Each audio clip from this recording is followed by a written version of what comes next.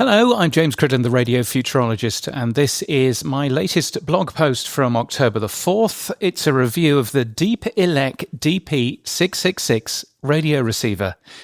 Yes, I blame radio's Steve Martin, not that one, for this. I've been looking for a little travel radio for a while now, and I'd like something with FM and AM and shortwave on it. Ideally, DAB and HD. This sadly has neither of them. I'd also like some RDS as well, so I know what I've tuned into in a foreign land. I'd like it to be small, and I'd like it to charge off USB-C, please. Now, I mentioned this on Blue Sky, and radio's Steve Martin, that one but not that one, responded and recommended me this one, the Deepelec DP-666. He said it had quite a few geeky settings or words to that effect, and my goodness, he wasn't wrong. It's about £55 or about 108 Australian dollars from AliExpress, where I bought it. It's based on a NXP TEF6686 chip, which is a software-controlled radio. It comes in a little carry case. It's got a screw-in FM antenna. And yes, it's got a USB charging cable. And my goodness, is it geeky.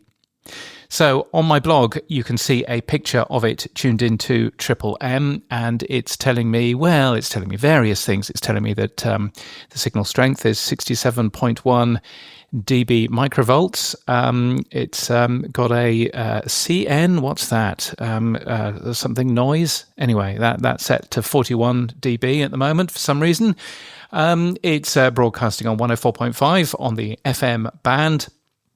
Its bandwidth is 236 kilohertz.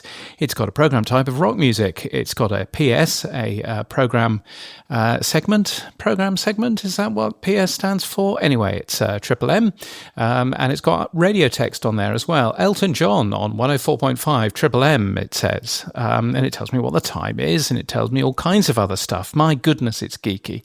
And the big colour touchscreen that it has, if you press different elements of the screen, you turn on different things as well. So it's a stereo radio station, obviously, but I've told it not to bother decoding the stereo bit because I touched the stereo signal indicator to turn it into mono.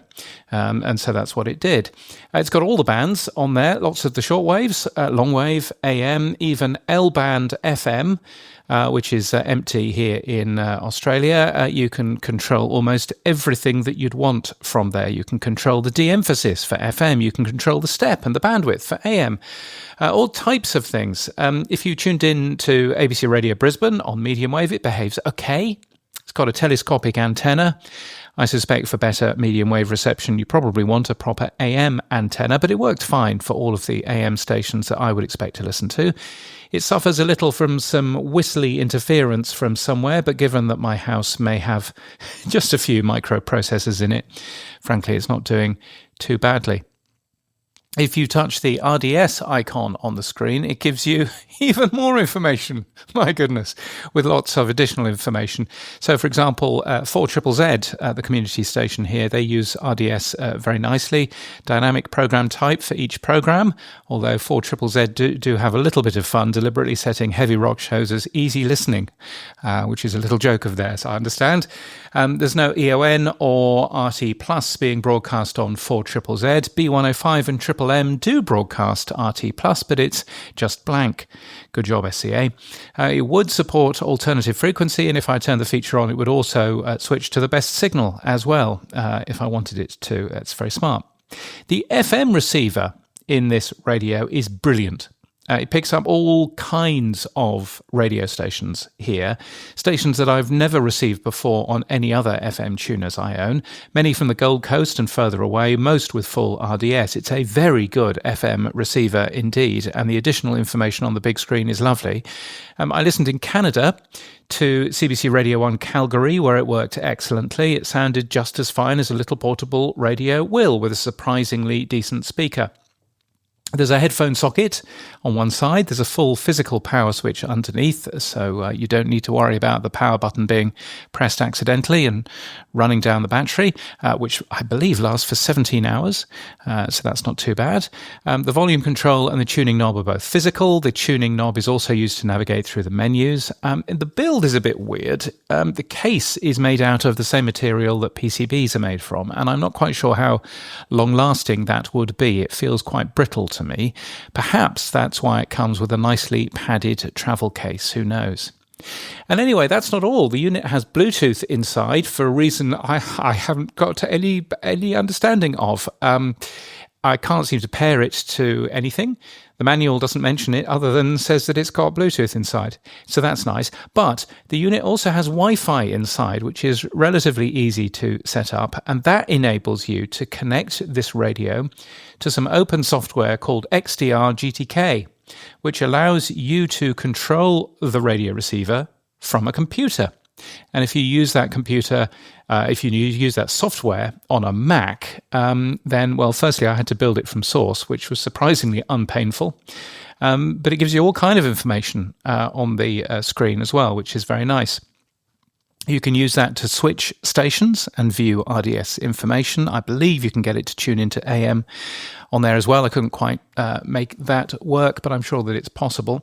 The USB-C port lets you charge the device. You can run the radio under USB-C power as well. It's also capable of communications, and I don't know quite what you can do with it other than use XDR GTK on a wired connection. I believe you can also use a piece of software called RDS Spy. Interestingly, it's got firmware which is open source firmware. I'm using the firmware which is called Megatron Mod 17, which came on the device. But that's not the official firmware. The official firmware was from March, but some folks worked out how to get both the buttons and the touchscreen working on the device. So the new firmware, which is installed when you buy it from Deepelec directly, now works with the touchscreen as well as the buttons. So that's very cool.